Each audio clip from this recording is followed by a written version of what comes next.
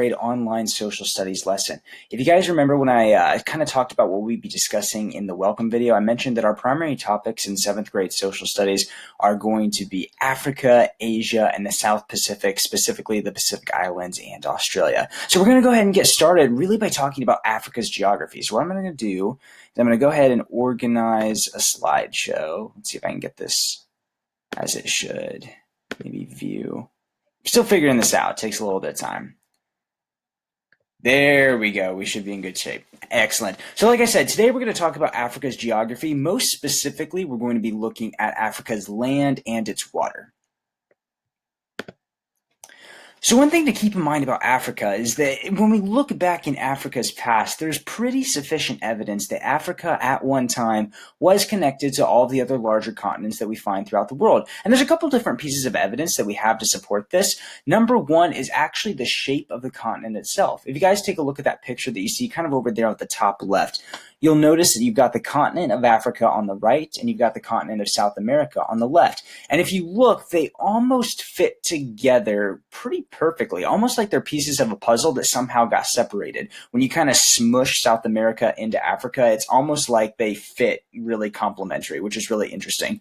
For a long time, scientists looked at the shapes of the continents of Africa and South America, and they really suspected that at one time they were together, but they didn't really have that much sufficient evidence to kind of back up that claim. But then it turns out that we found fossil evidence of the same animals, different types of dinosaurs that could be found in both Africa and in South America. In other words, we find fossils of the same animals that are buried on both continents. And the most logical explanation for this is that at one time, these species of dinosaur were able to walk from Africa to South America because it was all part of one landmass. And so a lot of scientists have kind of been puzzled as to what exactly caused them to separate. We know it had to have been some sort of massive tectonic activity in the past. Some people suspect that it happened over a long period of time. Some people suspect it was a shorter period of time, maybe due to some sort of geological catastrophe such as flooding of some kind. Regardless, that we do know that over a period of time, the African continent does separate to become its own unique continent after separating from South America. And with that in mind, it's important for us to realize that Africa is a very large continent. And because it's so big, that means that there's going to be a lot of diversity depending on where you are in different parts of the continent. And so Africa can be broken up into 4 separate regions. And what we're going to do is we're going to kind of break down some of the descriptions of each of these different regions and kind of what they're about and what you can expect to find if you're going there. So the first I want to talk about is North Africa. If you look on the map over there to the right, that little map of Africa that you see, this kind of breaks up the 4 regions pretty well, except they added a 5th, which I think is a little confusing, but we'll talk about that later on. But specifically looking at North Africa, on the northern end of the continent, this is the area that's very rocky with mountains. It has very, very dense mountain ranges up on the northern end, and it's also dominated by the Sahara Desert. So if you want to go to the part of Africa that's very hot and very rocky and really gets very little average rainfall, North Africa is definitely going to be the place that best fits that description. There are some countries up there like Egypt and Algeria and Libya, so people certainly make a living in North Africa, and we'll get into more detail about their cultures and their customs later on in this course. But if you're going to the really hot place in Africa that's mostly desert, like really, really deep desert, North Africa is your place to go. The next region I want to talk about is West Africa. West Africa on the map is highlighted in that kind of pinkish color. West Africa is actually the most populated. Out of all of the 4 regions of Africa, most people live in West Africa. The reason that so many people live here is that the climate and the soil are very good for growing crops. And because you can grow so many crops like yams and other different staple foods like that, it's very easy to feed large populations of people. And so historically, this is why there's been so many people that live in West Africa. Next, we're going to talk about East Africa, which is the blue region that you see over there to the eastern portions of the continent. This is another very mountainous region full of mountains and plateaus. It's very highly elevated and just generally speaking, it's very, very mountainous. A lot of the traditional African animals that you can kind of associate with the continent, like, your lions and your rhinos and elephants and different animals like that. A lot of these animals were actually kind of live in the grasslands that are in between the mountain ranges in East Africa. And then finally, you have Central and Southern Africa. I'm not sure why they separate these two regions on the map, but Central and Southern Africa are generally considered to be one large region. Central Africa is mostly dense jungle and rainforest, but as you begin to move further south into Southern Africa, you're going to find that that rainforest kind of turns into more of an arid forest. There's some swamps here and there, but it gets drier and drier the more south you go. And so this is kind of a breakdown of Africa's four primary regions.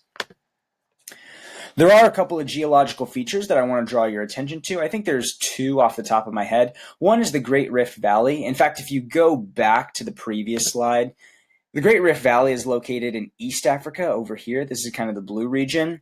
And the Great Rift Valley is really part of a very extensive geological formation that really kind of forms because you've got all these mountain ranges that are growing as the continent is kind of separating from itself.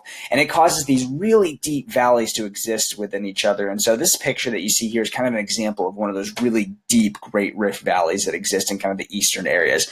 The whole eastern part of the African continent is full of these different valleys that exist between these really tall mountain ranges. Again, it's a very mountainous area, and it's a really neat attraction that a lot of people like to check out. Also located in Africa, we have to mention the highest mountain on the continent, which is Mount Kilimanjaro. It is so tall that there's actually ice at the top. You can see pictures of ice over there at the very tip top of the mountain. Now, you'll notice that Mount Kilimanjaro actually has a relatively flat top, and the reason for that is because at one time, relatively recently, it was an active volcano. I don't know if it's actually active anymore, but regardless, it still serves as Africa's largest mountain. And has provided a lot of good volcanic ash that animals can then use because volcanic ash produces good grass that large animals like elephants can graze off of. So Mount Kilimanjaro, aside from being the tallest mountain, is very important to the ecological stability of Eastern Africa. The next thing I want to talk about are the four major rivers of Africa, and then we're going to kind of wrap up this discussion. This really isn't a very long PowerPoint. The four major rivers of the African continent are the Nile River, the Congo River, the Zambezi River, and the Niger River. So we're going to go ahead and kind of discuss just a little bit about each one. I think out of all four rivers, the Nile is definitely going to be the most famous, and that has to do with the fact that the Nile has a very deep history.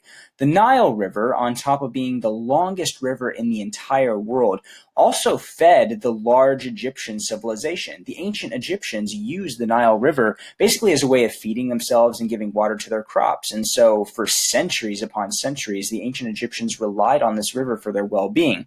Today, the Aswan High Dam actually blocks off most of the Nile River. If you guys look at that picture that you see over there to the right, that's a picture of the Aswan Dam.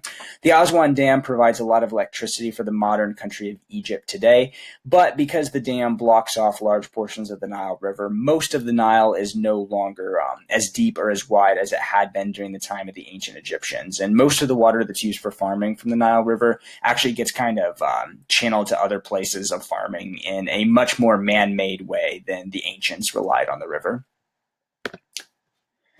The Congo River, which you see pictured over there to the left, is kind of a large river that snakes its way through Central Africa before making its way out to the ocean. The Congo River can be found very deep within dense jungle and rainforest that are found in the Congo areas of Africa. What's really interesting about the Congo River is that it literally has hundreds of tributaries. In other words, there's hundreds of small rivers that all feed into this large river, making it bigger and bigger and bigger as it goes. The Congo River is very important for farming, as is the Niger River. The Niger River, I believe located in West Africa, is one of the rivers that provides a lot of good topsoil that people can use for farming. And then finally, I wanted to mention the Zambezi River. The Zambezi River is located in the southern end of Africa, and what's really famous about the Zambezi River is that it actually goes over one of the largest waterfalls on planet Earth. If you can look at that picture over there to the right, that is a picture of Victoria Falls, located in it's between Zambia and Zimbabwe, I believe. It actually forms the border between the two countries. But the Zambezi River flows over these very large falls. And depending on how high the water is, some people are actually able to sit in these small pools that form at the very edge of the falls. So if you ever travel to Southern Africa, you might be brave enough to get into one of these pools that kind of hang off at the edge of the waterfall. Some people are really, really into that, but it kind of depends on how high the river is. I think that's the last of these slides. This was a very short PowerPoint, but the next thing I wanted to do is kind of continue this topic of water and water access in Africa. So you'll notice that I've attached to this presentation a clip about the access to water located in the city of Cape Town in South Africa. I want you to watch that video and answer the following questions that are related to it on your Inca. It's important that you watch this video because the next couple of days, we're really going to be focusing on the fact that in many parts of the world, but especially in Southern Africa, water is becoming a more scarce and scarce resources. And as it continues to get more scarce, it's starting to affect major cities in really negative ways. And so I want you to look at Cape Town as kind of an example of this. So watch the video, and that's going to spearhead us into our project where we're going to be looking at water scarcity on Wednesday and Thursday and Friday of this week. Okay? If you have any questions, please let me know. Otherwise, I think you guys are all set. So let me know if you have any questions, and I look forward to talking to you guys soon.